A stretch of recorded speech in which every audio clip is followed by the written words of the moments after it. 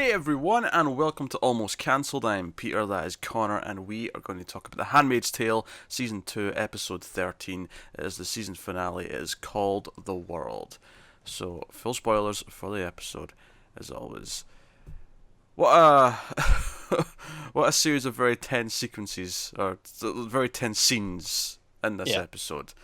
I'd almost dubbed this one the one where people look seething at each other. And a variety of different scenes. Always entertaining when it was offered, or June. Never entertaining when it was Commander. But so many characters in this episode get a chance to be just completely seething. Definitely, we start with the fallout of Eden and her death, and how that's kind of affected everyone. It's kind of similar to what we were saying last week, where all the decent human beings in Gilead or in the immediate area feel some kind of guilt over what has happened. Yeah, definitely. We talked about how Rita specifically didn't necessarily treat her very well, and she actually even says that. She says as much. It was one of those things where I almost felt like it might go more like, not actually just outright say it, just like it's there, it's part of what's going on, but it became a much more of a core motivation for her character in this episode. It did, yeah. And I think one of the most surprising parts about the whole thing is the father of Eden. Eden's father's here, and he's talking to the Waterfords and asking them for basically forgiveness and saying that he feels ashamed and whatever. And the entire time, June and Rita's been brought in, and they're at the back of the room just listening to this, and June already looks kind of, obviously she's heartbroken, she's disgusted, there's a lot going on. She's already had the scene with Rita where she actually outright, I mean, Rita, I imagine, has put two and two together by this point, but she outright says in front of her, "I slept with Nick." Which is definitely the most blatant she's been with Rita up until this point. But it's when the father reveals that he's the one who turned her in. You know, when she showed up at the house with that boy, I immediately called it in, and praise be Gilead, order, all the rest of it. Although that said, the first look of disgust was actually before that. It was when Waterford said, "Oh, you've got another daughter, don't you?" And as soon as he said that, it's almost like looking for a replacement. June's eyes and the way she looked up when he said that, it was like, "Oh, let's not respect the fact that a human being just died." It's immediately, hey, teach that other one nor place, because this is what happens. It almost felt like I assume Waterford already knew that he was the one that turned him in. Oh, I imagine so, yeah. So it almost feels like, oh, you got another daughter. It's like, well, maybe as a reward for your loyalty, I'll I'll take raise that one her. in. Yeah.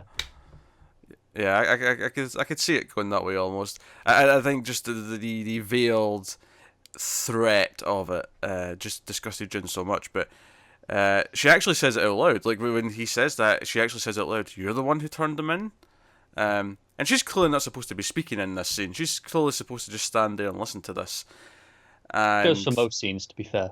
Yeah, that's true. But that's especially felt not even defiant or anything like that. It just felt like she was so stunned by what he just said, she couldn't hold it back. There was no filter, and he leaves, and it's she looked. It's funny actually. As he was walking past, I was already getting this feeling like June could like pounce on him like any second. She looks ready to go. Like she is ready to fight this man, and he leaves the room, and so does Serena, and it's just the commander's just walking out. It just does as he does. Again, this is where it switches to outright defiance, right? She's still kind of in the same mood, but she's shifted to, "I don't give a shit anymore. I'm ready to go." And she says, "What are you going to do when they come for your daughter?" And this kind of ties into what we were getting at with Eden last week, where, okay, especially with Serena's saying, okay, this is what my daughter might grow up to be in this world. June tries to almost, I mean, as much as it's defiant, it's almost just try to speak sense to him. Like, this could be your daughter. In 15 years, this could be her. And yeah, it is. I'm not sure if it is just defiance. It's more desperation. Yeah. Of at this point, she's kind of resigned to, okay, she's her daughter is probably growing up in this house, and it's like, well, what are you gonna do to make it so that this doesn't happen? I think she's genuinely like, no, no, what are you gonna Yeah. do? I mean, I think I have a tinge of defiance in her tone for a start. Is very scathing, and then obviously where it goes next, Yeah, uh, he just he shuts the door. He walks over to the door, and instead of leaving, he shuts it, and you immediately get this sort of worry. Okay, where's this going? And he comes over, and he hits her, and she has that moment. It's almost Joe. It's funny that this reminded me of this, but he hits her, and it's this big hit, and her face like comes round towards the camera. It's almost that moment in Back to the Future where George McFly gets the courage to hit Biff. sure. But you're a weirdo and I've only seen it once and didn't think it was very good. Well, for the I rest of thought it us, was. I thought it was plenty good. I for just the didn't think rest it of was us amazing. human beings who have grown up in Back to the Future and remember the film well enough to know what I'm talking about, the Uh, shot's uh, very similar to the point where she almost looks at the camera in this moment of, you know what, screw it, I'm hitting this asshole in the face. And of course, I mean, it feels great when she does it. It feels so good. But he like grabs her face and like shoves her down, and it kind of like. Up until now, there's been this veiled ceremony, and this is all over places, and it's all for the grace of God and all the rest of it. And this was just like, no, here's his true colors. Like, mm, why do the women around me keep being disobedient? Why do they keep not respecting my rule? yeah, That's his more on attitude that here. soon. Yeah, more on that soon. That's definitely coming up. So I mean, this was like kind of like near the start of the episode. This was kind of the big showy scene for the early episode because there's a lot of big showy scenes in this one. This is not There even the is. best one, but this one was really good, and yeah, so it left me kind of this place on an edge. But it, if nothing else, when he grabs June after she hits him, nothing on June's face reads fear. No, She's done being scared at this point. definitely. And it Yeah, makes a lot of she's. sense, I think, because given all she's been through, there's a point where you just become numb. There's a point where, okay, I'm just ready to fight now. It's like there's nothing else left. Oh yeah, definitely. At this point, she's not worried about herself. She's just worried about her daughters. Yeah, it becomes this thing, and I think the episode's called The World because it's not. I mean, obviously it's about her daughters, but by an extension, just everyone, the next generation, everyone growing up. And I think she's at the point now where she can be courageous because she's genuinely like, oh, you know what? If I get executed for trying to change things, then maybe it'll do some good. Maybe I'll be a martyr. Maybe it'll accomplish something. But I don't think she's scared of just being killed anymore. In the way that maybe she was in the early days, where everything, because obviously when this all started, everything must have been terrifying for everyone. Oh yeah, yeah, Um, definitely.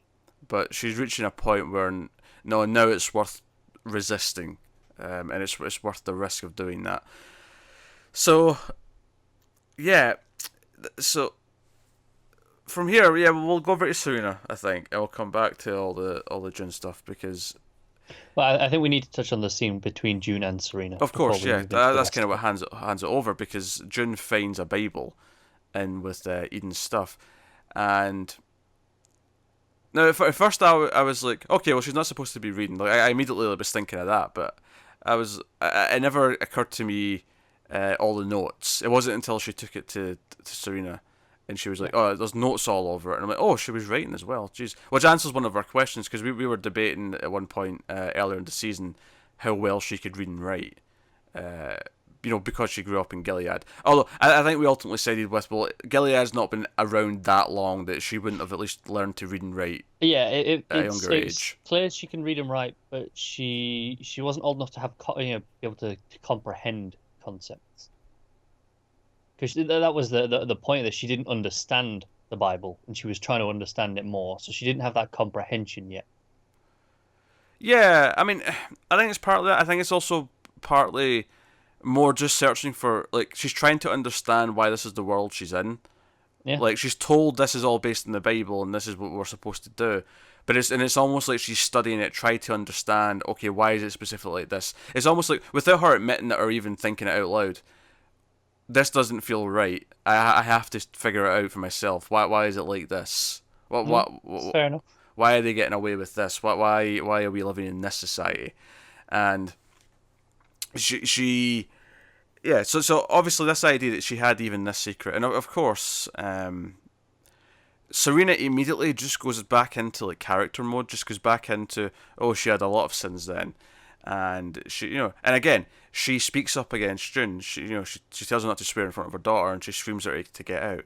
In June, instead of getting scared like she might have done in the past, she just, again, this look arrives on her face of like, are you really still going to pretend? Are you really still going not to understand that, Hannah, Nicole, whatever you're going to call her, as she grows up, you're not concerned? Because obviously the moment where she's like, oh, she'll be raised properly and she'll obey the word of God, and June hits back with, she won't be able to read the word of God. Yeah. She won't have that ability, and that clearly has an effect.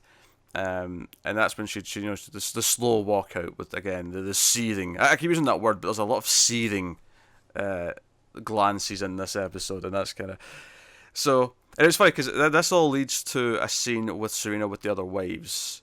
She talks to Putnam, and she's basically just floating the idea: are you ever worried about like your daughter growing up? Because they both have daughters. It's worth mentioning. This is particularly worth mentioning. They both have daughters. And are you ever worried about her growing up? And, she starts off by just saying, oh, no, I have faith in Gilead, but, blah, blah, blah, blah, it's like, oh, we all worry about our kids. But, we all have concerns, and, maybe we should maybe raise those concerns. And they're like, oh, I think, yes, this other wife would agree with that. Oh, and this wife would agree with that as well. And they go into the room, and, like, there's just, there's, like, maybe 20 wives in the room, and it's clear they're about to start having a conversation. And I thought this was really interesting, even just at this point. I didn't think it was going to escalate to what it did in the episode at this point. I really just thought, oh, this is almost like the seed of like the wives scheming rebellion. Yeah, rebellion. Even if it's within the system, like almost like a union kind of thing, almost like yeah, like sure, it's kind of the suffragette moment, right? The yeah. I mean, maybe it's not as extreme there yet, but it's like the beginning of that movement. It's the idea that, hey, maybe we want more, and we should maybe start debating for that. We should start fighting for it, even if it is like, because I was expecting this would be something for next season where it would be slowly building over the season.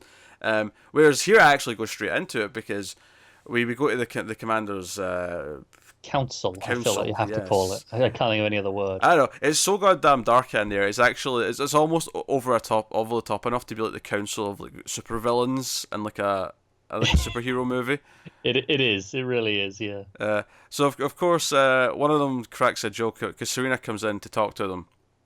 One of them cracks, "Oh, did you forget your lunch today, Waterford?"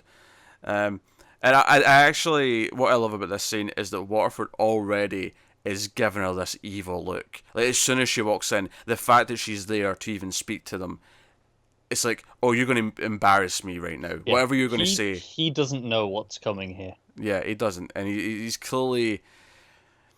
I don't know if terrified is the right word, because I don't think he fears, because he... Concerned. Yes, he's concerned. He's worried about how he's going to look after this. Yeah, I think it's more he's concerned about his own reputation, though. And is she going to drag him down? Yeah, and that's obviously at this point I'm not really sure. Like, okay, what is she actually going to fight for? Because I was getting really cynical here for a minute, and I thought, oh, maybe like this will be this sort of thing where you think Serena and the other wives are going to like start arguing for some modicum of rights for something that will benefit everyone, but maybe it'll be more selfish than that. Maybe it'll simply just be, oh, Commander's kids are off limits when it comes to being a handmaid or being sent off to be married against their will. Like, no, they have more rights to choose because they're our kids. And I think they already kind of have more rights just by the commanders being able to protect them and choose a bit more. Very possible, but it still is something Serena's worried about. So it's not carte blanche. Otherwise, why would she be concerned about this? I'm not sure about the handmaid's part. I mean, that part, maybe they can't protect against that. But in terms of the marriage, I feel like they can kind of get a bit more leeway. Yeah. But regardless, she's clearly concerned. Otherwise, why are we having this scene? Oh, yeah. Why are we having any of this? So, but it actually develops to a point where it's basically just, it comes back to that scene with June with the Bible, is no. We believe our daughters should be able to read the Word of God. Now, and even from her phrasing, like it doesn't necessarily mean she's saying, "Hey, they should be allowed to read anything they want." It's just no. They should be taught to read so they could read that and that Yeah, but it's alone. smart, isn't it? Because even if publicly they're only allowed to read the Bible, Yes, they they can can read other still read. things. Yeah, Yeah, that's the key point there. yeah. Because I think that's what really hits Serena is that by Eden like not actually understanding it, and I think what this whole charade from start to end with Serena and Waterford in this episode show is that Serena does devoutly believe these things, and I think what happens to her here is proof to her that the men of Gilead, the commanders who are in power here, aren't actually doing any of this out of belief. Like the facade of that is dropped here, I think, where it's more about them staying in power, regardless Yeah. of what the cost is, because all the other wives come in, and the commanders are all staring and they're concerned, and what really got me about these scenes was how every single time they spoke back to them, after the moment of silence where they were really like clearly angry about even having to put up with this, everything felt like PR speak.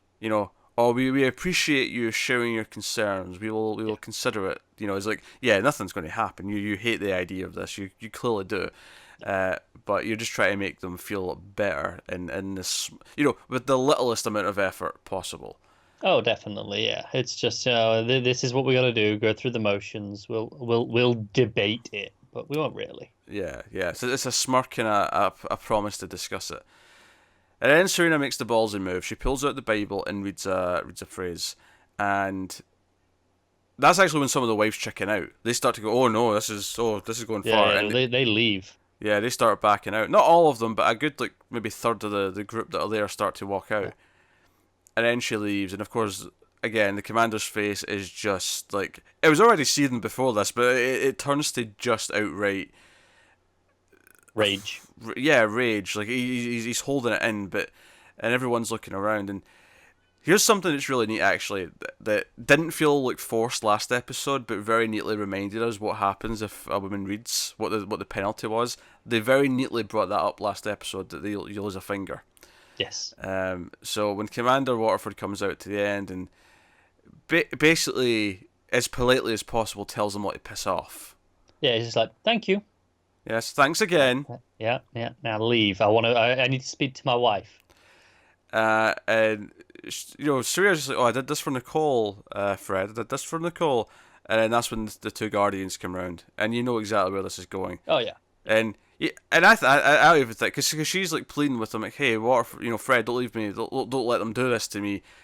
I don't think for a second he like. If anything, I think he was the first one to suggest, hey, lessons need to be taught here. Finger Honestly, off. I'm surprised we didn't see he was the one performing it. It's like the idea that his wife, his responsibility. Yeah, yeah. That would track with their ideals to me. I think what's funny to me though is that both season finales now have had someone losing something, because we got the hand loss last. I think Putnam last season lost his hand, which which is a weird thing to have happen in every finale. But see, now going into season 3, I'll be like, okay, who's losing a limb? Who's amputating something? That's subversion, right? It's like, oh, it didn't happen. I feel like next season though it has to be, instead of Gilead punishing someone, it has to be like June just swiping an axe at Waterford, just like cutting off an arm, just be like, yeah, or his dick. His dick would be more symbolic actually, given the show.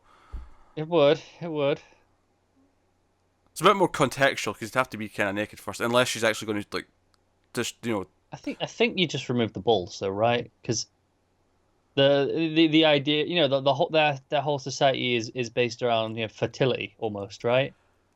And even if the men are infertile anyway, if you got them tied up, sure, and you've got the luxury of choosing. I'm thinking this is more of a quick slash and the no, heat of the moment. I mean I get that. I'm just being in terms of the real symbolic move. I mean, both the balls and the dick are likely to go, I think, in that scenario. Quite possibly. Yeah. But I mean, there's something to say, because obviously we know most of or a lot of the men are infertile anyway, including, we assume, the commander, right? Mm-hmm. But I think losing the balls, and showing that impotence is worse for him. Yeah, I yeah. think it represents that just on a better level. So they come home. Serena's bandaged up, and she's obviously very quiet. She's very kind of in shock. June kind of recognizes something's went on, and we see obviously after they go upstairs to see the finger. Yeah. Which I assume is a good little bit of CG work to have the finger just completely missing like that. Yeah, I'd assume so. Yeah. Looks solid. Yeah, yeah. I mean, it's a show that doesn't necessarily have to have a lot of CG, so I guess in the one rare occasion they have to use it, they can splash out Yeah. a little bit and Spend some time because like yeah, they say, they're not doing it constantly. yeah, make it look a bit pretty. Um, so and again, she actually sits down and holds Serena's hand because Serena's like, "No, I tried," and I think this is like shattered the illusion that any of this is for the better, that any of this is for her and what her beliefs are. Mm. It's all just about them being in power and maintaining that power. Even her, all she tried to do was ask for one thing, Yeah. and it resulted in, oh, you have to be showing your place once again. So one of the other highlights I think is the scene after this, though, when June goes down, because Commander's like, "Oh, I'll make you some tea." He's pretending to be nice, and he's frustrated because Rita's not around. Which more on that later. I'll go back to my thoughts on Rita Yeah, being and I absent just here. want to point out for context of this scene, I think this is important that this took place after what had just taken place with Emily. Yes, yes, yes. Yes. No, we'll get to that. But I think just when we get to some of the moments, I think it's important that this takes place after that, based on expectations and the way they play with the shots. Yeah. Um, but we'll get all to that later because that all ties in later. Yeah, yeah, But so June comes in and Waterford's there, and the scene kind of becomes like he's complaining about, oh, can I get any obedient women around me? Like blah blah blah blah. He's doing his thing, and then he turns to her and says, oh, an obedient handmaid could probably stay. And he sort of dangles the possibility of being around her daughter. You could be here with the baby.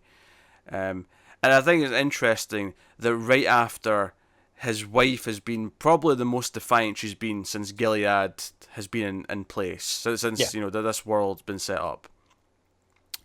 He wants to feel like he's been dominant. He wants to feel like someone is obeying him. So he yeah. tries to go down this path with June here, and says, "Oh, maybe I could even arrange more visits with Hannah."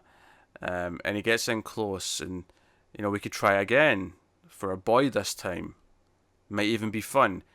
Now she looks disgusted anyway, but when he says it might even be fun, um, we often praise Mossy's acting. We often praise her just her reactions to things. You can always read her eyes. The disgust on her face, specifically when he says that part, um, is phenomenal. It really is. Yeah, You feel it. You feel it. And of course, she just, stands there and says, "Go F yourself." Again, she's done. She's done pretending. She's done. And this is like what the day after, like they slapped each other, like and he's immediately trying to just reel this back into, oh, everything's normal. Let's get back to normal, and you can obey me yeah. again, and that'll be fine. We can move forward like that. But she's just done. She's just not. She's not. No. She's had enough of this. I was actually almost thinking at one point that obviously it actually does end with like a sort of upbeat song, but like obviously it ends with various songs here or there. So it's not Yeah. always a doom and gloom track at the end. I was almost wondering if we could end this one with "We're not going to take it anymore" because I was getting a lot of vibes of that in this episode. No, fair enough. Um, I think this scene though, it was so tense because, oh like I yeah, said, this after the Emily scene, I was like, it kept lingering on shots of like her hand, when she was, when he passed when she passed him the tea, the pot. I'm like, it looks like it lingers on it like she's gonna smack him over the head with it. It's the same with when he offers her the teapot, right? And he mm. slides the tray across. It feels like she's just gonna smack him in the face with Oh it. yeah. At any point, because after what happened with Emily, I was like, wait, is June going to go batshit as well? Like at any moment, like that something could It, happen with her. and it plays up that like she could snap at any second here. I think what's really interesting as well is the difference in how, because I feel like for Serena, this is the first time we're truly seeing her kind of in June's shoes in terms of Yeah. being slapped down and being really put in her place, and she's distraught. And it reminds me of June early season 1. Like, this would be how she should be, like, in shock. She wouldn't be able to deal with it.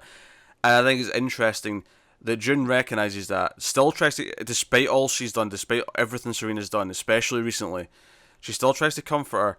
But I think it's interesting how she reacts differently now. That June is now over it, and June is now ready to just fight. And I think it's a really interesting, like, the different stages they're at. She just tells him to F off.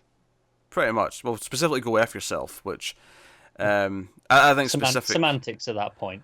Well, yeah, but no, but I think it's specific because it's more sexual. It's more, no, I'm not going to do it. Go do it yourself. Like, Sure. I think that's actually important in this the context of this show, and what she specifically put through with Waterford. So, yeah, I mean, so we go from this. We go from this to later on. She's with Nick, and it's a great scene. I think it's before this actually, where it's actually way before this, because Rita, like, Nick comes up. It's after the day's been over, and Nick comes up, and Rita, she's tending to June. She's got the ice pack on her face from the slap, and Nick comes in, and Rita just looks at Nick and says, "Your girlfriend's a badass," and walks out. And again, it feels like all of these characters have been a little bit more open. Like, they're just been more openly about what's going on. They're talking about it. And this is the scene where they then, because at first June's like, "No, it's okay, it's fine. Like, she's telling him it's fine, because I think she's almost worried that Nick might do something stupid. Like, Nick might do something in retaliation for this. And they end up going to see the baby. Because obviously those rules have become more lax. Serena kind of opened up to, like, June being part of this, and not that she's there and would be okay with her and Nick, like, holding the baby and being like, "Oh, hey, this is Hannah and this is your daddy." Which, by the way, is this the first time we've ever seen Nick smile? It might be. Yeah, I'm trying to recall, but because he really smiles as he's looking down at Holly, and obviously Rita's looking through the door, and I think combined with the guilt for reading and seeing this, obviously this is serving for motivation for what Rita might be up to as the episode goes on. But no, I was so not used to seeing him smile like this, just this big, like lovable grin in his face. I was like, damn, I don't think I've ever seen this before. Not that there's a lot to smile about in Gilead most of the time, so I'm not blaming him. But it's because we've seen June smile. I mean, admittedly, we've got the benefit of flashbacks with her. To see her in a happier time. We do, yeah. But still, I mean, at the very least, we see her fake a smile. Whereas Nick is just like, no, Terminator face. Yeah, straight face, just stare. All times. So it becomes this thing where, and it's funny because when you were talking about, we have to keep in mind what's happened with Emily. I also want to point out that the scene before that with Emily, to jump over to Emily now, I think. The first scene, we see earlier on, she's talking to June, the handmaids are out walking, and he's, "Oh, my first ceremony's tomorrow." And I get a bad feeling quite quickly, because the way she speaks to June and the others here in this scene, she's like, "Oh, I'm glad I got to come back here and see you again." I was like, "Oh, that sounds like a goodbye, doesn't it?" It does. It sounds very finite. It sounds like, "Oh, what are you about to do?" And obviously, I'm just thinking suicide at this point, and that's kind of what I'm expecting, because she ends up, she's got a knife. And she's got it hidden, and because the way she even kneels down in front of the fire, like, it almost looks like seppuku. Yeah, it does. It almost looks like a samurai's about to take himself out, and Lawrence, Commander Lawrence, is like storming around, and he's like, "Oh, where's the Martha? Where is she?" And I don't know. And so I think it's worth mentioning. So there's a scene here where he doesn't know who his Martha is, and then the scene with Waterford looking for the tea, they don't know where Rita is, and I was like, that's interesting. There's two scenes close together where a Martha in two different houses has been missing. I thought that was very peculiar at the time. And obviously it's setting something up, and it is, but I was like, oh, this is interesting. Where's that going? I mean, I don't even know what to call the best scene of the episode, but I think the way that the Lydia scene is handled with Emily is phenomenal, because Lydia's there, so, "Oh, you had your first ceremony yesterday." Oh, and obviously, but actually on this subject, last episode, I was like, despite everything he was saying, I had this feeling that Lawrence was going to turn out to be a good guy. Now, we'll get to the reveal later, right? But, as soon as he said, "Oh, I'm not doing that with you," when in reference to the ceremony. I mean, he's a dick about it the way he phrases it. But I'm like, okay, he can be a complete dick, but be a good person at the same time. That's a possibility here. It is, yeah. That can be a thing. And then when Lydia comes in to speak to her, and she's like, "Oh, the commander said it went wonderfully." I'm like, "Okay, I'm getting evidence. Yep. He's actually a good person deep down. They're going to prove it to me. I'm just waiting for it." But yeah, but Lydia scolds her again like she always does, and she says, Says nothing. You'd think I'd taken your tongue because she doesn't say anything, which is obviously, I think, a really backhanded reference to taking her clitoris. And Lydia's walking out of the room, and all in one shot, might I add. I mean, obviously, there's a separate shot of her grabbing the knife, but the moment, the run up to her, the stab in their back, and then the hit, and her going over the banister is all one shot.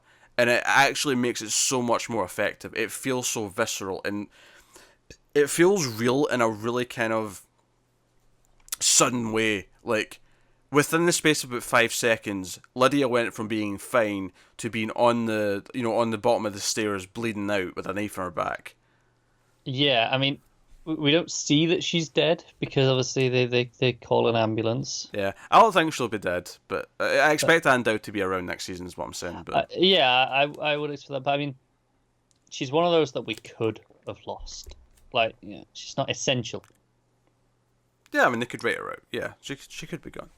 She could be, but I mean, we didn't get any death pronunciation, so I'm assuming alive for now. Yeah, but the scene's so masterfully handled.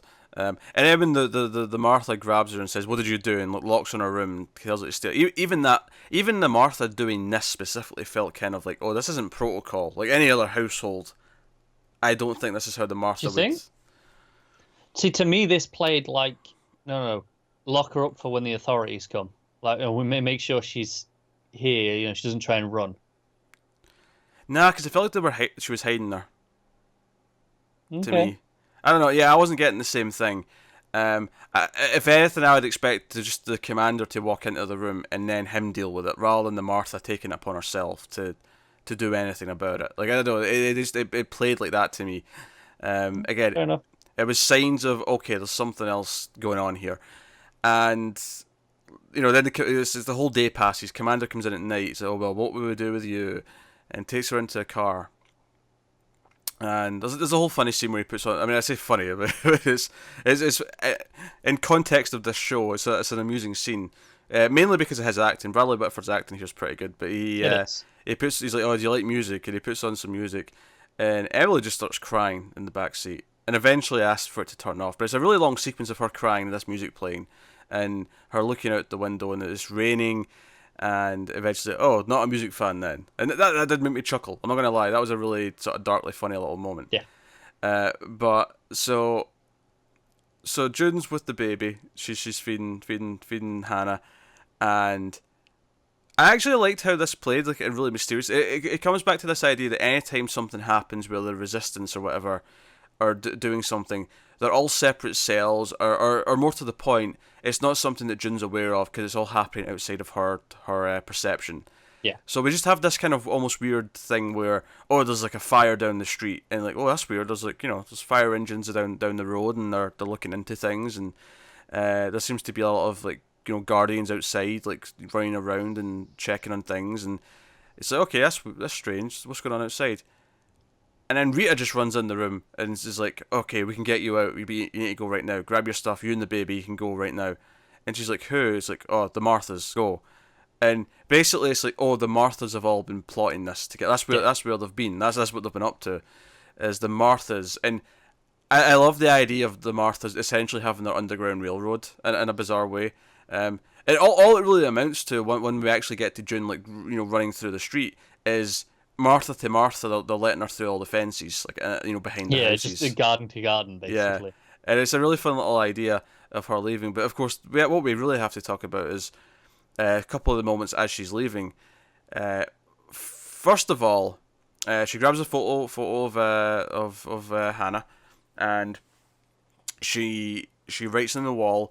The commander even sort of like starts to suspect that something's going on, that something's wrong. Yeah, And it's because when he comes in and he's just to read, it's like, what's going on? She's like, I don't know, nothing to do with me. he runs upstairs, and Nick comes in. And actually, I like the moment where June looks out the window and sees Nick, and he knows she's about to escape. And it's Yeah, just this. He can't really run up to her and hug her or anything. He just gives a nod, and she gives him a glance, but it's just a knowing look. yeah, And and because it was worth mentioning, she said she loved him in this episode. She said yeah. that to him when they were holding the baby. So she's got out, and obviously Serena catches her. Serena sees her. I was waiting for this because I thought even, given how she'd gone and comforted Serena after the finger Mm. incident, I thought she was like gonna, go to her and say, come with me almost. Like, like she'd seen that Serena had realized the horror of the place and be like, no, we can get out together. Yeah, I could have seen that coming up. Maybe not necessarily as a planned thing, but in the scene where like they're outside and Serena's seeing what's happening. Yeah, it crossed my mind when she was, she's running through the hallways getting her stuff, and she pauses at one point, and I thought, oh, I always thought, oh, is she gonna go and get Serena there? But ultimately, what this scene amounts to is the idea that Serena here has the choice to let her go, and she ultimately makes that choice.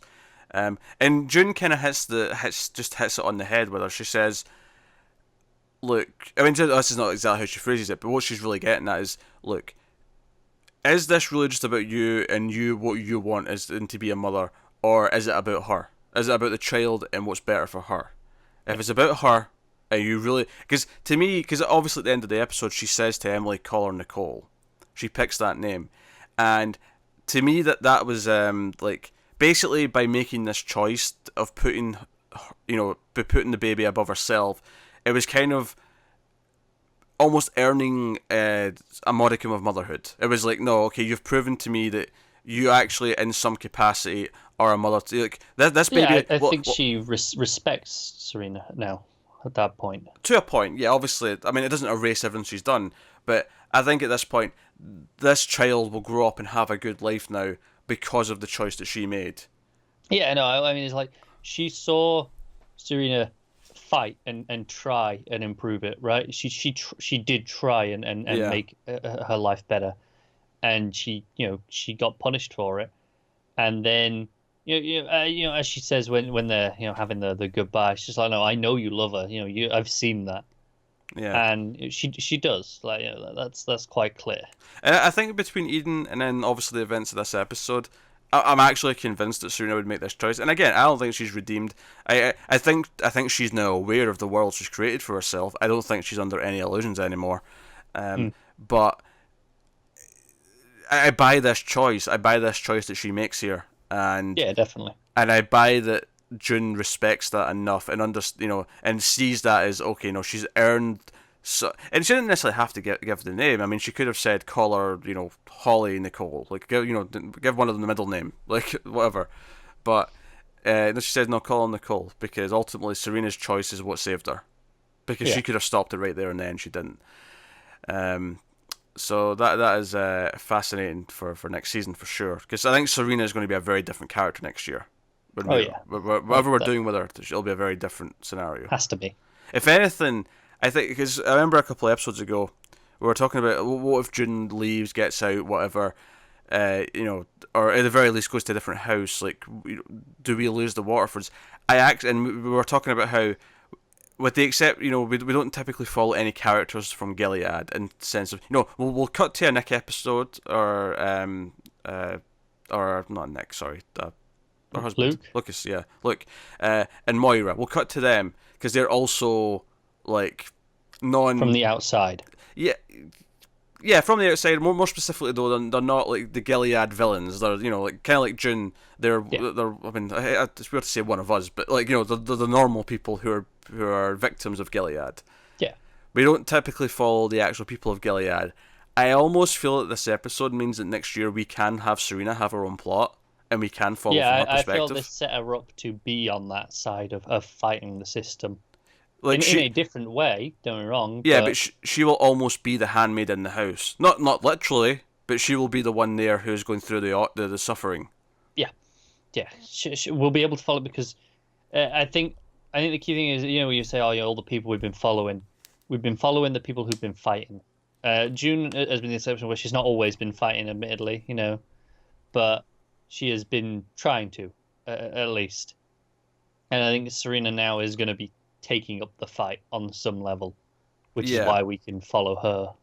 But maybe not at first. I can see her maybe going through a stage at the start of next season where she is just kind of like it's awful. It's kind of like, back to the early days with June, where she was just suffering, and it might take a little bit more of a. I don't think it'll take as long, because I don't think the show would want to drag it out as to the same extent as not that it's felt dragged out, but it would feel dragged out to do it a second time. If we went through another 2 seasons with the same journey but Yeah. for someone else, that would feel too long. Yeah, I think it'll be quicker than that. I think we'll go through some of the major beats of that journey probably over the season next year with Serena, so that she's more and more convinced to actually fight in some capacity, and because I think that's the thing, like the whole idea that this obedience is supposed to like put her back down into her place, if you will, when in actual fact what it might actually do is create a bigger adversary. It might create a bigger thing that's going to come after them. Even if she has to do it in secret now, even if it has to be behind closed doors, it has to be like leaking things to the resistance, to the Martha network, because they all get to talk to each other and arrange things apparently. Whatever she does, she's not on the side of the system anymore. Yeah, I think I believe that after this episode. I think she's crossed that line. Yeah, which is good because it's a big season finale thing. I think it successfully completes her character arc for the season. I think what it is she tried, and the system just rejected her, right? And it punished her for trying. Yeah. So now she's kind of at a point of screw it. I've got to go against the system now. Can I also say how satisfying the moment was where Waterford wants to go out searching for June when he realizes she's gone, and Nick is just... I almost thought he was going to shoot him right there and then. Well, he makes the suggestion, like, very clear, like, if you try it, I will. Yeah, well, that's the thing. It plays in context, though, because I think Nick can clearly say, no, my hand's on my gun because I'm making... there's a threat, yeah. Yeah, in case there's a threat. I'm being your bodyguard. I'm being safe. But the implication here, because he puts his hand on his chest, is no, it's not safe outside, and his hand's on his gun, and it's really satisfying. It's like, no. Because, sure, Nick would be punished immensely for this if he did anything. But in this moment, he has the power to do it. And Waterford knows exactly what he's doing. Yeah. So no, fascinating scene, really satisfying. So then we get the last like 15-20 minutes is the actual running through the back gardens, the small moments of tension. There was so much time during this. I mean, also just before we go on, mention the Latin on the wall, which is a phrase from the book that means "Don't let the bastards keep you down." Roughly, that's what it's translating as. So I don't know if that's like an added insult. It's like, not only could I read and write, you dipshit, I can do it in Latin. So yeah. Probably. Yeah, I don't think June can actually literally read Latin, but the symbolism, the symbolism's there. But no, there was so much time in this last chunk of the episode where I kept thinking to myself, "Oh, you're taking too much time. Move, like you're gonna get caught. You're taking too much time." And eventually, it goes through various things. We have the run across the street at one point, and you get the sense that there's been other fires set down the path. It's like, again, it's distraction. It's like everyone has to be focused on who caused these fires, what's happening. We have to look into this. But she eventually gets to this road that's near a railway, and she's told to wait there. And she takes out the photo of Hannah, and she's talking to Holly, and is like, "Hey, this is your sister. Like, you might get to meet her one day. You will get to meet her one day." And she puts the photo in her, and she has a little flashback. And it was as soon as I'll be honest, I could have done without the flashback. I think it's fine. I think this is the sort of thing where in another show I would maybe agree with you, but this show has really established the flashbacks as part of its system. No, it has. I just felt this one was unnecessary, and we were in such a tense moment. Her just crouching in the grass, right, and like anyone could come up at any point still because they are actively searching. I felt for me, cutting it to a flashback and showing us, it actually just it alleviated some of the tension. I don't think they are actively searching though yet. Oh, they are. We see them searching. We hear them, the Guardians, as they go around searching in general. Not necessarily for her, but not yet. No, I don't mean they're not searching at all. But they're not searching for her yet. No. But they're searching for culprits, and if they, so they're searching the area in general. So if they come across her, it doesn't matter if she's the one they were searching Yeah, the for or flashback not. didn't bother me because it had a dramatic point here and it made sense to me. Um, Admittedly, as soon as the flashback happened, I knew the choice she was going to make. Yeah, Like same. it immediately told me, okay, I know where this is going. And of course, this is where the plots that are connected because the car that comes up is Lawrence with Emily, and up until now he doesn't, she's not been told where she's going, what's happening, and it's pouring a rain, and June and Emily hugging. She's like, "What's happening?" And Lawrence is like, "Oh, I'm making a huge mistake. I'm getting into some deep shit." Yeah. And his demeanor immediately changes, and he's like, sympathetic. And this other car comes. He's like, "Oh, don't get caught." And I'm like, "Okay, all right." I'm pleased. I'm pleased that turned out to be a win. That he turned out to actually be a decent guy under all this. Yeah. And it almost makes sense that he specifically like took in Emily because like she's been through enough. If I can get one out, because it's not like I can do this every week. They get very suspicious. But if I can get one out, I'll get her out. Makes sense. So I wonder if we get more of him next season. I think it'd be interesting. Again, we've almost set him up as someone we can follow now because he is actually a good person. Yeah, I think it'd be weird to cast someone like that for just this.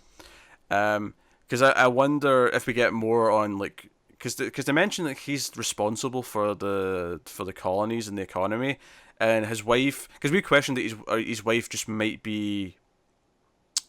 Just might be ill, just might not, seeing things clearly, and that's why. But I'd be curious to see, okay, is this like, did he come up with some of these solutions without like the maliciousness of it, or is there guilt there because he helped create something? Yeah, you're thinking sort of, like the scientist who creates a new technology and then it gets used wrong, and it's like, he had these ideas that, and they warped it, right, and used it in a way that he clearly didn't intend, or we assume he didn't intend. Yeah, maybe he like figured out the system of what they're actually doing in the colonies, but he never actually intended. Oh, we can send people to work there without safety, like hazmat suits, and like kill them slowly. Like that part.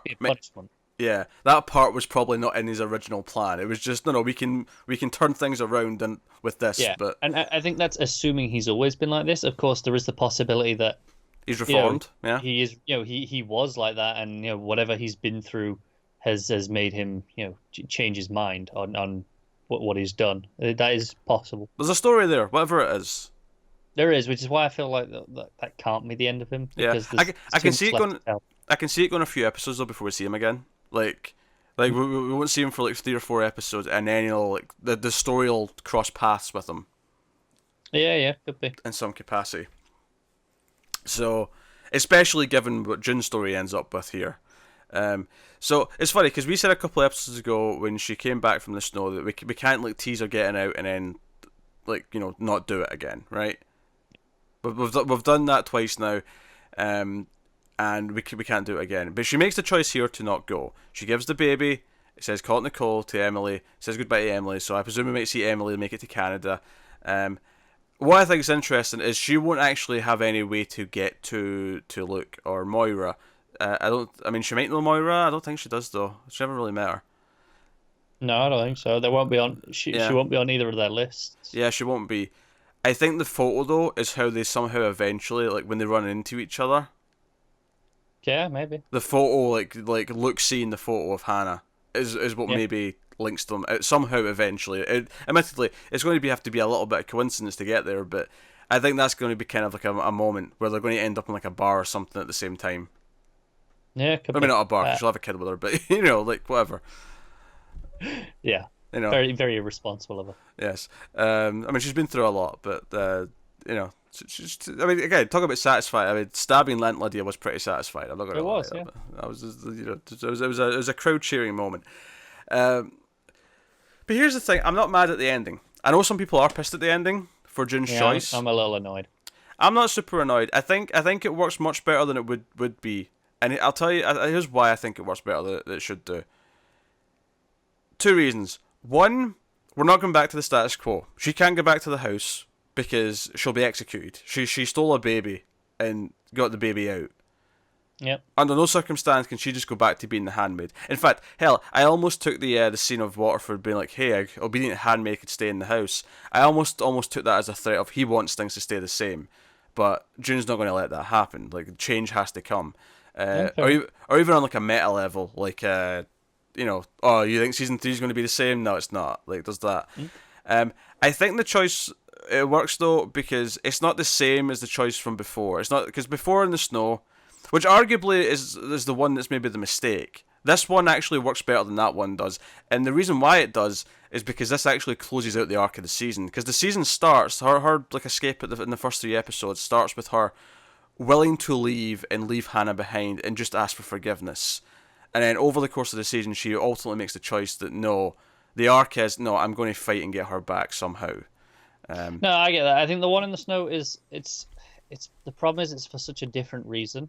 Oh, it's Like a I say, completely different reason, yeah. This one makes sense because this is the arc, right? The staying for Hannah, whereas that was more, it was pragmatic, right? It was, well, I can't escape with a baby right now. Yeah, it was a necessity. It has to happen.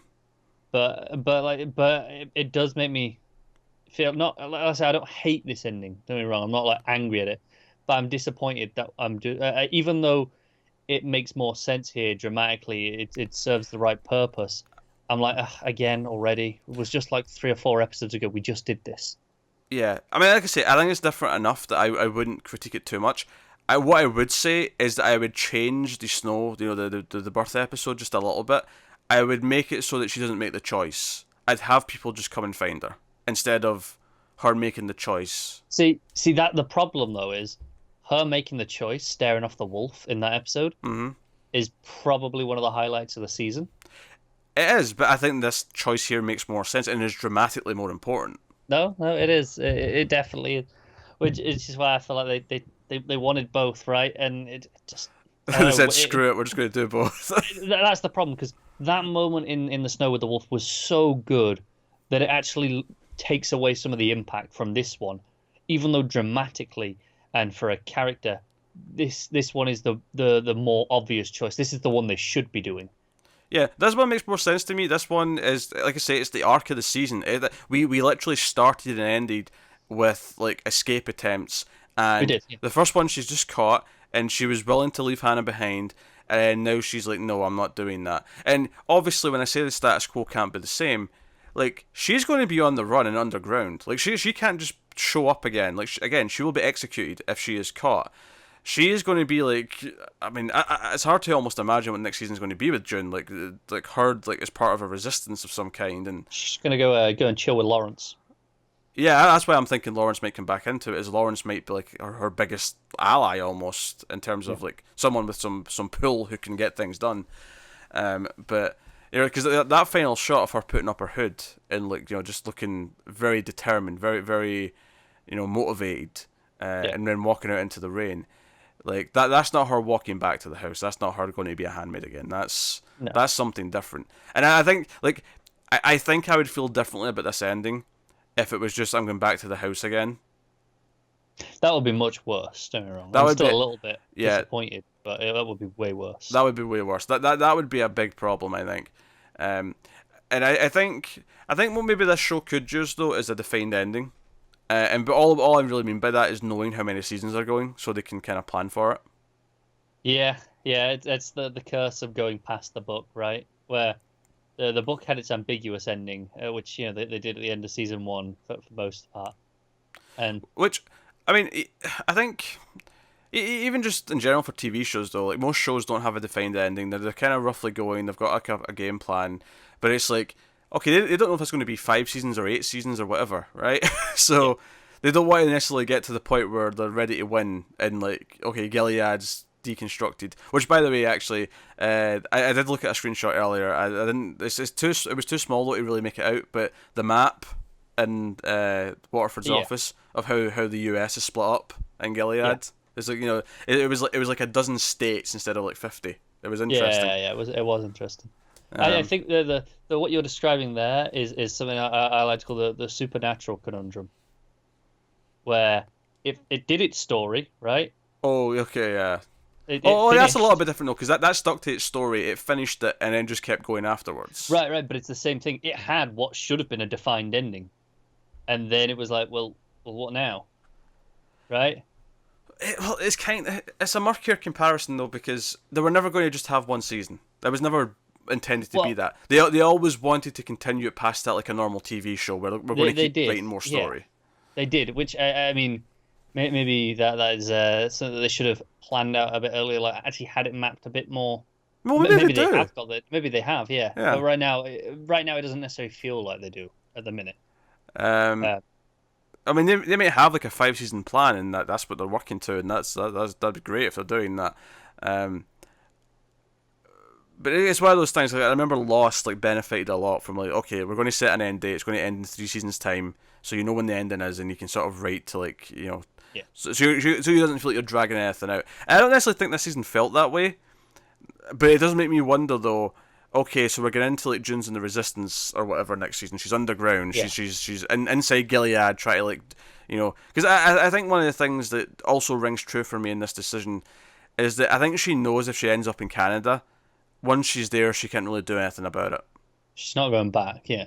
Yeah, she's not going back, but she's not really going to affect change in Canada. Not really. Yeah. Like, if she's going to do anything, it's going to have to be from within. And, she might be at a point now where she's got Lawrence. She might have Serena. Like, Serena might be able to help her at this point. I think the question is, so at the minute her goal is to get Hannah. Mm. And my assumption would be at end of season 3 she does get Hannah, but then she's like, no, I have to stay and just help in general. You've got to make Gilead a better place for everyone, not just for my children. It depends how it plays out. I don't think you can have the same decision at the end, like, oh, you go, Hannah, and I'll stay, because it's essentially the same scene here. Yeah, no, I don't necessarily mean it'd be played like that, but maybe I don't know. Hannah will stay, but not be in the system, right? Oh, sure. She'll be underground as well, so to speak. And but I feel ultimately June has to decide to stay, not for her daughters, not for her own reasons, but for the society as a whole, right? Well, I guess that links into sort of what thematically was set up with her mother, is the idea that she was this activist, this person who was trying to affect change. Maybe if she taps more into that as we go on next season, I can maybe see it going down kind of that path. But it's interesting. I mean, I think there's a point where like you run the risk, depending on how it's handled, you run the risk of it starting to feel more like a fantasy, because okay, the character who was like very sort of down to earth and believable, but very very obviously victimized in the society around her. By season 3 and 4, are we starting to build her into a superhero almost, where she can We save can't the have day. her single-handedly fixing it. Yeah. But she can definitely be a big part of it. But I mean, I suppose arguably what I'm talking about there is almost just like main character syndrome, where because it's our main character, they have to be the ones who are affecting the most change. Yeah. So, I mean, that's more of a critique of just fiction in general than it is. And I guess it's a problem whenever you start with a character who's not in that role already, because it's fine when you start it and you're already with a character who their goal is to make the changes like that, right? Their goal is to be the leader who wins the war. But here, her goal was just survive. Yeah. But that said, though, it can be very effective when you make that transition. Like, can you convincingly build that person to become that character? And then does it feel like you've earned it? Does it feel like it's cheap?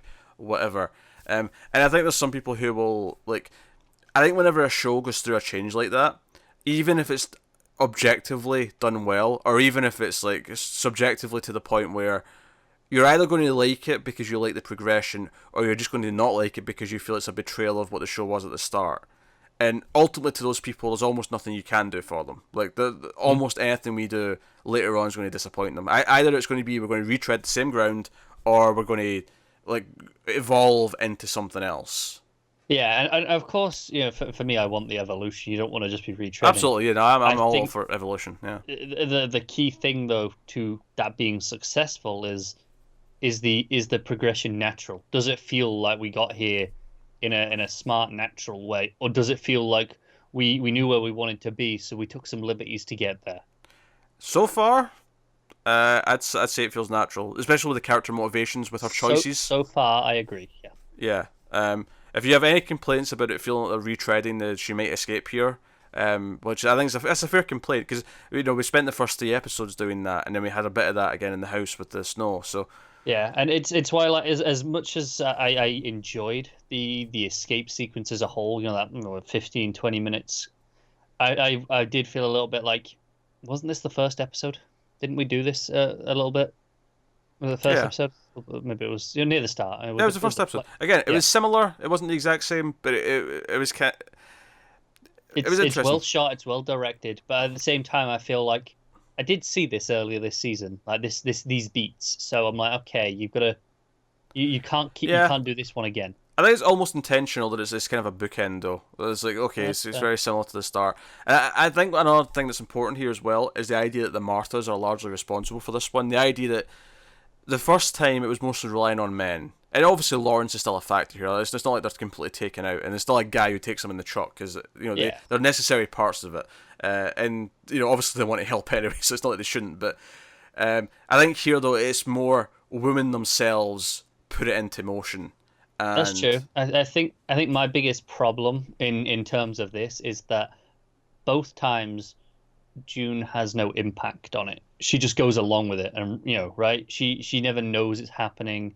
She never has any control. She just follows. Oh, these people are taking me. I think that's just an unnecessary evil, though, or a necessary evil, rather. Not an unnecessary one. If it was unnecessary, If it was unnecessary, then why are they doing it? That'd be a complaint. Yes. No, I think it's a necessary evil to keep it feeling real, because from her perspective, she wouldn't have any. But I feel. I mean, you could have given her a heads up earlier in the day, right? Being like, just be like, tonight, be ready.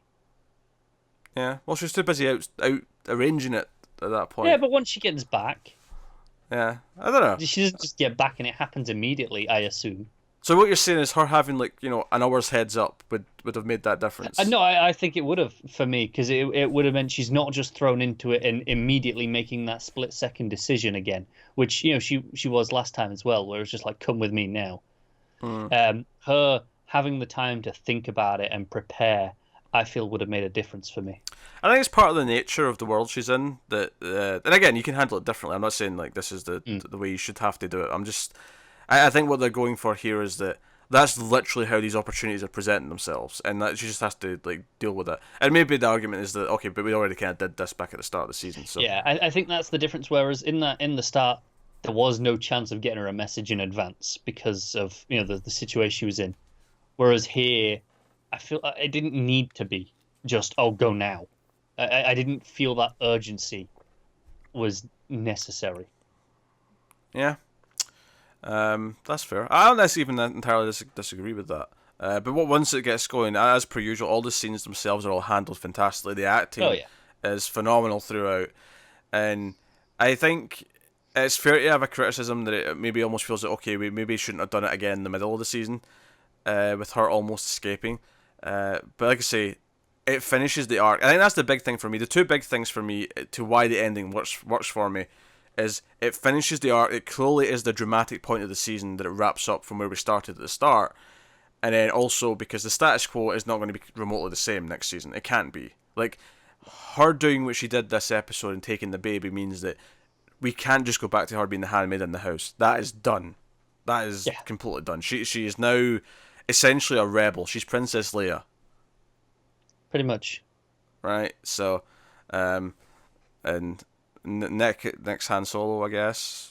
It's funny because I really, this is going to sound really stupid to you, but when she pulls up the hood at the end and it's that red. Oh, it's very hood, Jedi.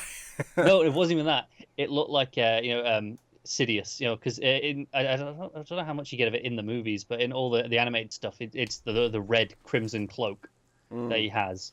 And the shape of the hood, the way he pulls it up, it felt exactly the same as when I've seen that in all the animated shows. It crossed my mind, and her looking kind of angry as well didn't help. I know what's interesting about the red. It's almost like she embodies the red and makes it her own in this scene, because all of a sudden the red now means danger for them. That's what it almost becomes in the scene. So it's a really neat little touch. Yeah. But yeah. So no. Very. I think it's a very strong season. It's a very strong finale. Here's a question for you, actually, now that we've finished it. Mm. Was 13 episodes Too many. too many? Was it better as 10? I think it was too many because I think for a start, we're talking about the one escape too many, right? Yeah. And that was only what 3 episodes ago, maybe 4. Was that 9 or 10? I'm not sure. 10, I think, but yeah. 10. So that was pretty close. I feel like okay, but if we'd had less episodes, would we have spent a whole episode doing that detour? Would we have done that escape attempt at all? Would we just streamline things a little? Sure. You just said though that some of that stuff was. I mean, honestly, it may have, Oh no, it was individually like it was a fantastic episode. I mean, I guess my question on then. its own, it's fantastic as where it fits in the structure of all of the season. I guess my question is then, if you think there's too many episodes this season, is which 3 do you cut essentially? Yeah, I don't think you can cut any complete episodes. Yeah, I mean, obviously that's simplifying it because obviously you kind of take the Yeah. material and sort of. I think you probably like the stuff in Canada probably gets reduced to a subplot over 2 or 3 episodes. But can you have the Commander and Serena gone for 3 episodes from the house?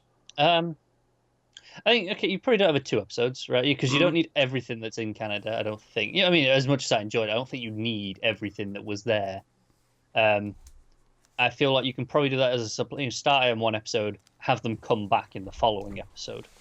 I mean, I think 13 might have been too many. Although, oddly, it's not because of any of those reasons. I think it might have just been too many because this show is so intense that 13 is actually kind of like Draining. It's draining, yes. It's just a very draining show, and I wonder if 13 was just a touch too many for that reason. Yeah. Rather than anything to do with pacing or. I do feel it doesn't feel quite as tight as the first season did. I think that's fair. I think it had more highs though. I think one of the benefits of good serialized storytelling is that it should naturally almost feel like it's getting better as it goes. Yeah. Largely because as we build forward, more and more things have more meaning because we're more attached to the characters, because of what they went through, because of their journeys, because everything is compounded by what they've already done. And for the most part, that the effect of that, it was very prevalent this season. It is. I think individual moments and individual episodes are probably stronger this season. But as a season as a whole, like looking at a package, I think for me season 1 was better.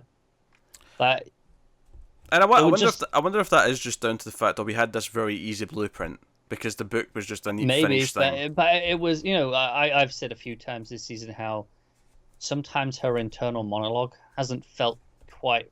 Even the start of this episode, it didn't quite sit with me. Where she's reciting through, and it's just individual words instead of sentences that she's going through at the end. Yeah, and it's like it just doesn't feel quite as sharp and witty. There was none of that bite that we had a lot of in the first season, and I felt that was lacking.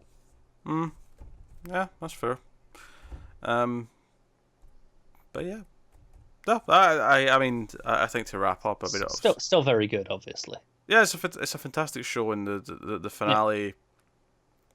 Yeah. It was another fantastic episode.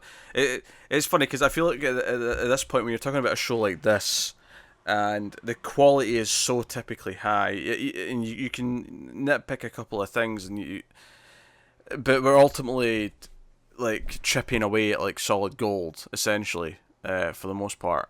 So yeah, well, when you start so high and you criticize it, it's not coming down that much.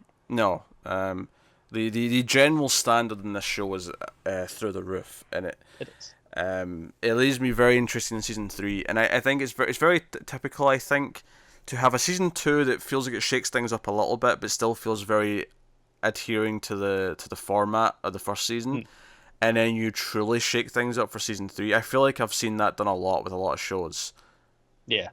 Where 2 feels like, okay, here's just like the same. It's like version 1.1. Yeah, it's the transitionary period, isn't it? And then season 3 is where we're actually breaking through and we're doing something completely different. It really does feel like that. So, but that's the Handmaid's Tale, season 2. We're done.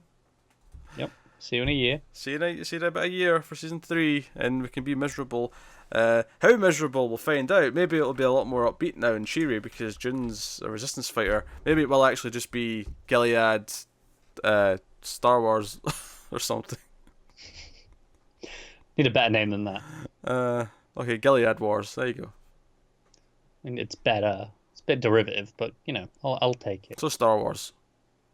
Shut up.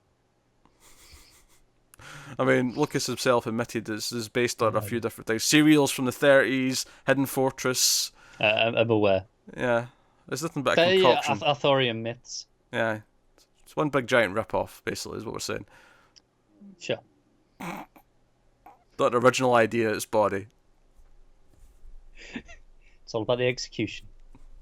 Basically, Lucas was sitting around one day and went, Joe would be cool. Swords, but lasers. And then Star Wars happened. I mean, he's not wrong, though, is he? Well, yeah, at the time, sure. I feel like now, though, like it's it's cliche. Just like a lightsaber's just so like okay, right? Because it almost ruined it for everyone else. Because now you can't have like a laser sword in anything without thinking of Star Wars. I feel like what impresses me more now is when it's like a regular sword, but it's like wrapped in like a laser light, like going round it or something like that. Sure. It looks more brutal because it's like laser and blade. Yeah. Okay. Why not? The lightsaber's too forgiving. It's just too much of a neat cut. It's too surgical. Yeah. No, I get you.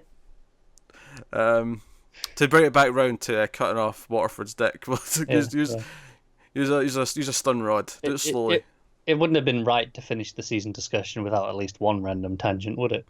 No, it wouldn't. No, here we are. So that has been our lengthy discussion of the season finale of Handmaid's Tale. By all means, let us know what you thought of the episode in the comments below. Like and subscribe, all that stuff. Get us on patreon.com/mailedfuzztv. There's bonuses over there, of course. There's also handy links to all of our shows, all of our audio feeds. And do check out all the stuff. We did just start reviewing Sharp Objects from HBO, starring Amy Adams. We did the first episode of that, where we liked it enough to try episode 2 and see how that goes. So that may be of interest. Seems kind of similar. In terms of Hulu shows, Castle Rock's coming up in a week or two's time. We'll be checking that out. So if you're interested, come back and see our opinions on that. But that's what's coming up in the next little while for TV, at least, until other stuff starts dropping. Better Call Saul actually starts in August. That's actually sooner than. Very excited. That is a perfect example of a show evolving. Oh, absolutely. Basically, when it comes to the end of the year, Better Call Saul and Handmaid's Tale will be duking it out for victory. Quite possible. There's no Mr. Robot this year, so it'll be those two fighting for the top spot. I mean, Westworld's up there. Actually, I think Expanse will be more likely fighting for Expanse is there as well. Do you know what? It's gonna be Westworld tough. Was very good this year, but I do think it was clearly not quite the. That was hitting the 9, whereas these other shows are like 9.5s and. Well, fair enough. I think personally, Westworld might have been doing more for. It might be more consistent for me than Handmaid's Tale. It's funny you say that because I think Westworld season 2 suffers the same thing you said, which is it's less consistent, but there's high points that are higher than season 1. Oh, okay. It's a very common because Mr. Robot had a very similar thing with season 2 as well. It seems to be a very didn't it? Yeah. It seems to be a very consistent thing these days with season 2s. Something that Better Call Saul did not fall victim to actually. No, that just got better and better every season. Yeah, that's just improved containers. I guess that's what it helps that they just did Breaking Bad and then went into Better Call Saul. So all this experience just was like, well, I mean, it's season 1 of Better Call Saul. They just continued the groove, didn't they? It's kind of almost like season 6 of the show in a lot of ways, just because in terms of our workflow, in terms of us being experienced and knowing how to do this, they just kept going. So that's coming next month, and that's a fantastic show with great character evolution and progression and drama. So by all means, if you're a fan of the show, check our reviews out of that. But yeah. So we just like to try and plug some other shows because if all you've been watching is Handmaid's Tale reviews from is you're like, oh, here's some other shows you may like that we do. Yeah, we'll like to see you in a month rather than in a year. Yes, exactly. So thank you very much for watching and listening. We always appreciate it. Keep watching TV, guys. Have you got any vanilla?